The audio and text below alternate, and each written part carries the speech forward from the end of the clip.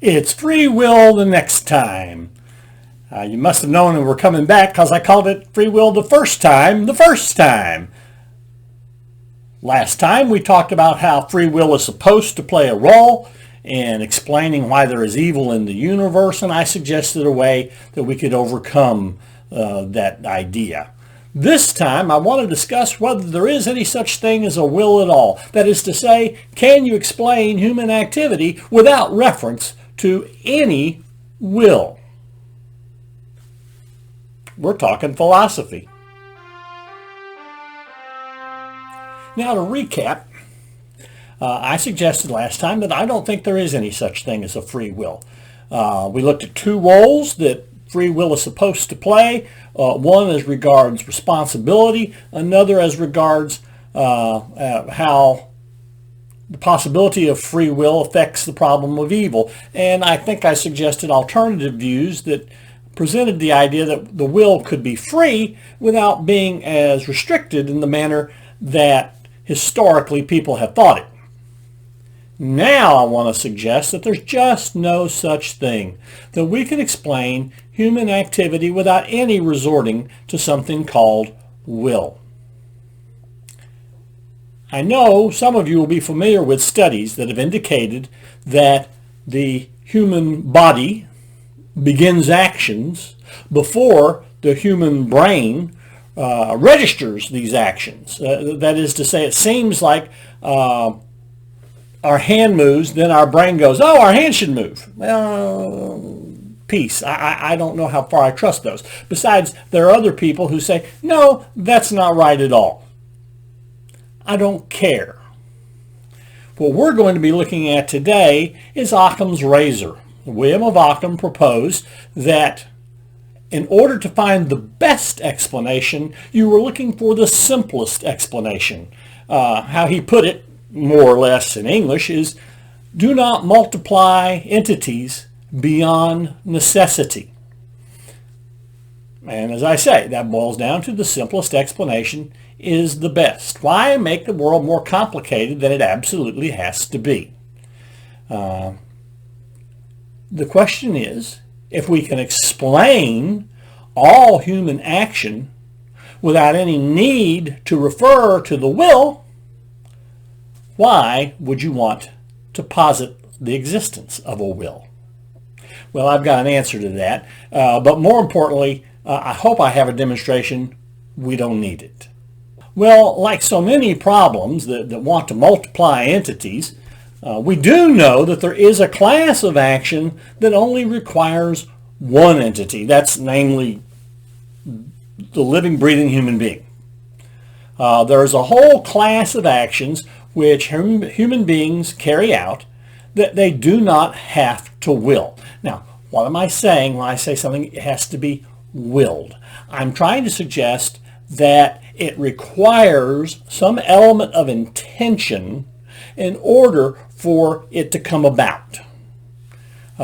Things that happen without us intending them, like our heartbeat, like breathing, like all these other normal bodily functions, reflexes,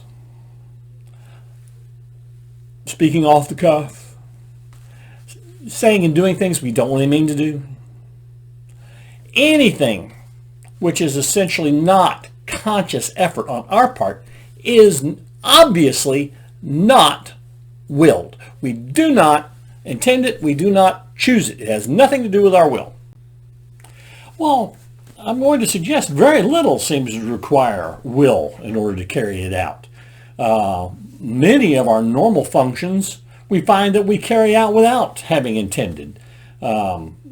Surely you've driven home and paid no attention to what you were doing. Got home and went, how did I get here? Lots of the things we do, eating, sleeping, normal bodily functions all take place without our will playing an important role. We do them normally. It just happens. It just goes on. It doesn't require any intent on our part at all. And even when we may intend something, it's not clear that we had to intend it in order to get done.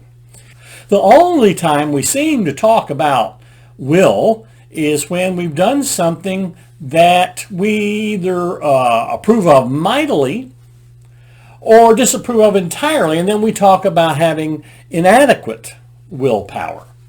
I'm always reminded of Mark Twain, who says, "Oh, quitting smoking's easy. I've done it hundreds of times." But why would you care? Well, smoking was disapproved of.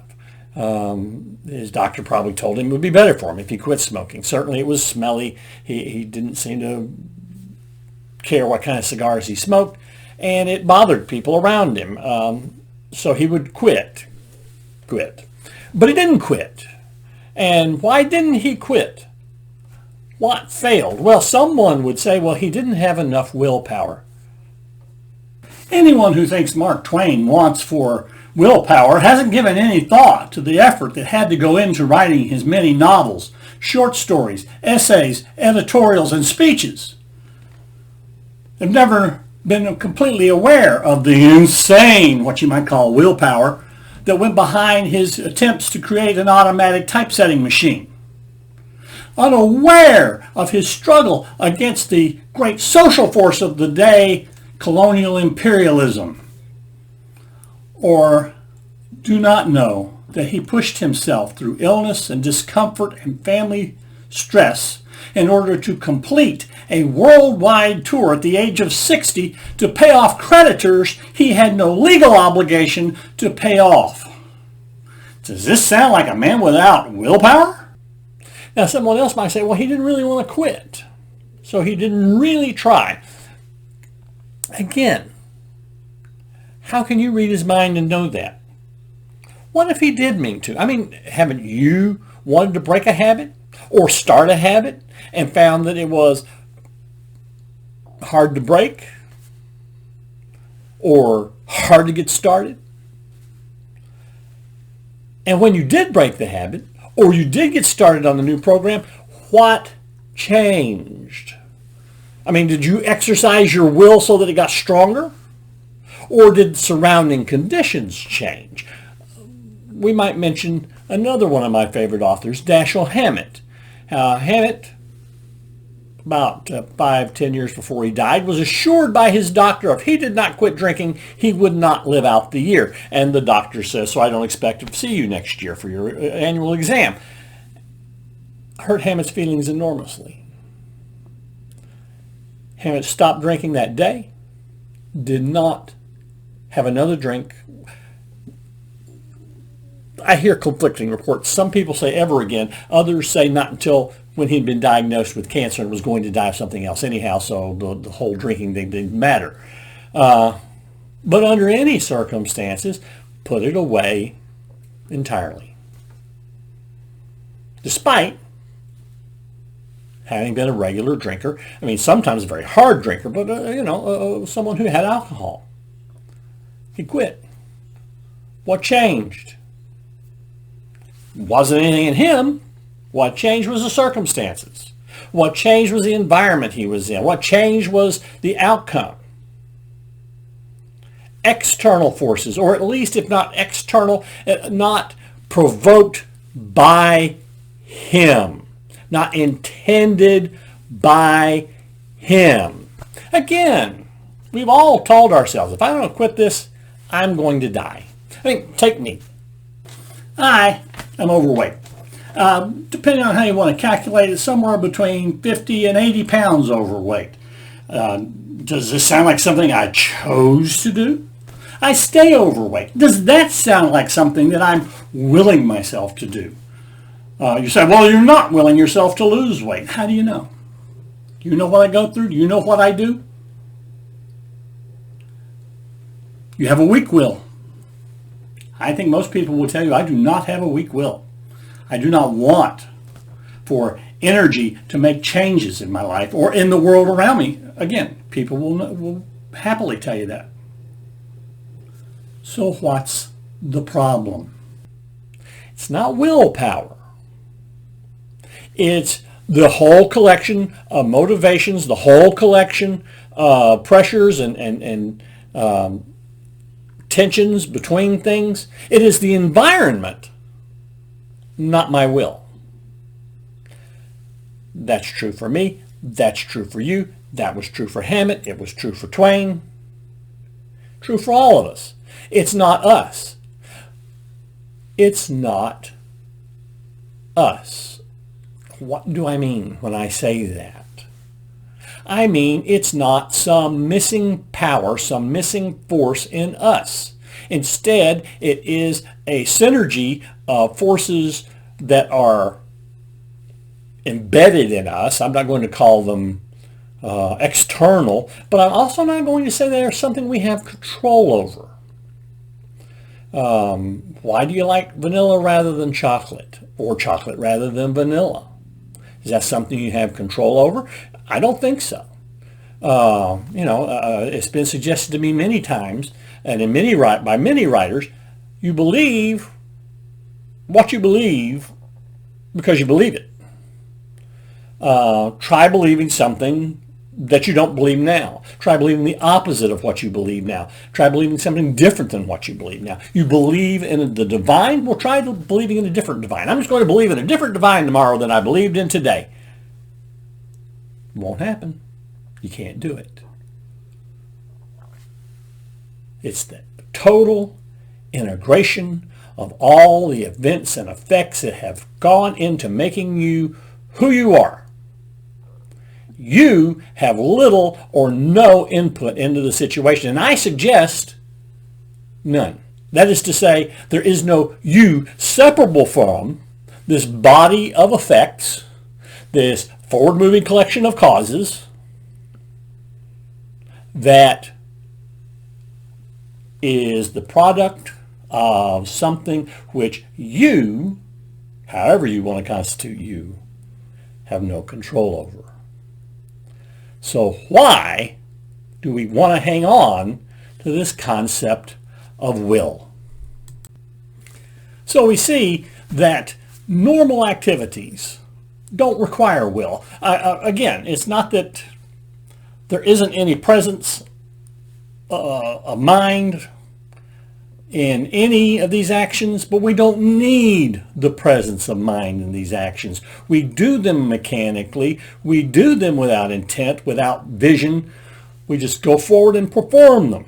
There are only times that will seems to play an important role is when we're talking about failure of will, when we sin, when we fail to break a bad habit, or alternatively, when we do things that we approve of, when we do good deeds, when we perform the kinds of actions that are expected of us in our tradition, when we succeed in doing something newer and better.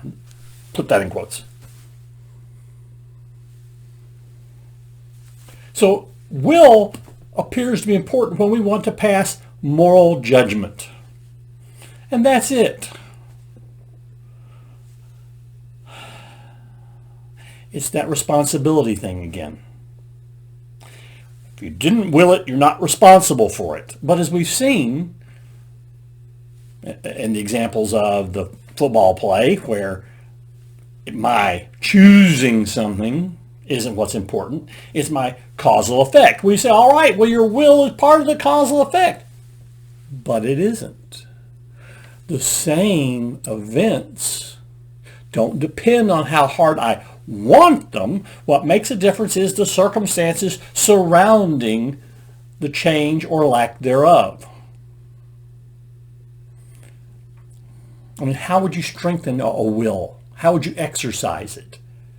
We talk about exercising will. We exercise it when we use it rightly. See? Moral judgment.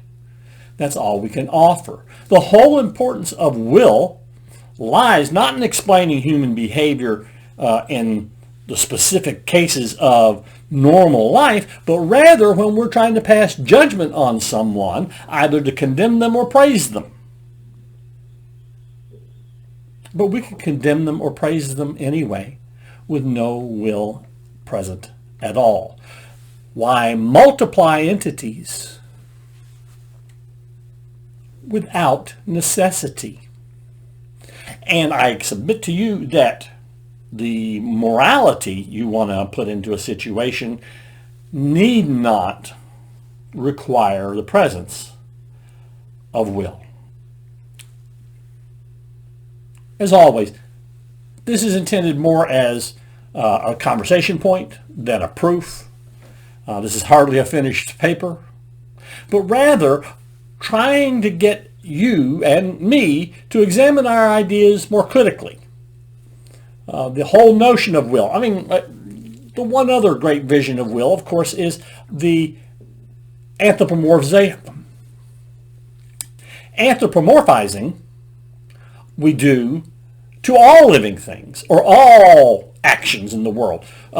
We, as children, refer to everything as making a choice. It hates me. The weather doesn't like me. The wind doesn't like me. The tree loves me. All of these kinds of projections of ourself onto things gives us some notion that there is a force in the world, will, that makes all these things happen. And there's no evidence beyond our desire to see it there. Does will serve a purpose in understanding normal human action? Well, apparently not. Especially since most normal human action, indeed probably all normal human action, can be performed without our attention being paid to it whatsoever. Again, the athlete does not think about being athletic. The painter doesn't think about painting. The actor doesn't think about acting. The chemist doesn't actually think about chemistry. They do what they've been trained to do, what they've learned to do. And that learning is about an environment that superimposes its structure onto our thought patterns. Whether those are mental or physical, I don't know. But I can tell you that it doesn't require us to think, I want to do this. Again, just think, who didn't want to do well on a test? If learning was something you could will your way to, we'd all learn everything, wouldn't we? But we don't. Because again, the structure of our brains, the structure of our environment, they're not conducive for us to learn everything. It is not willpower, it's the structure of the world. Willpower has nothing to do with it. Willpower is purely a moral judgment, purely a value judgment that has no place in the number of entities that there should be considered as part of our existing universe. Okay. If you have any comments, make them below. I'd love to see them. This is something I think I can get a lot of people excited about. So please write your comments below and I'll respond as quickly as I can. If you've enjoyed this program at all, share it with your friends. Encourage them to come here and hear it, or any of my other programs. Please subscribe if you've enjoyed it. But the most important thing is you keep coming back and we keep talking philosophy.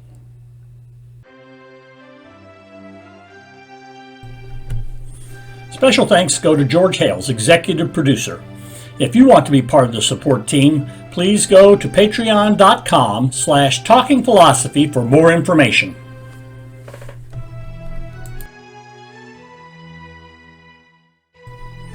A special shout out to format consultant Nora Barnes and story consultant Andrew Beeman Cavallaro, without whom this experience would be much less rich.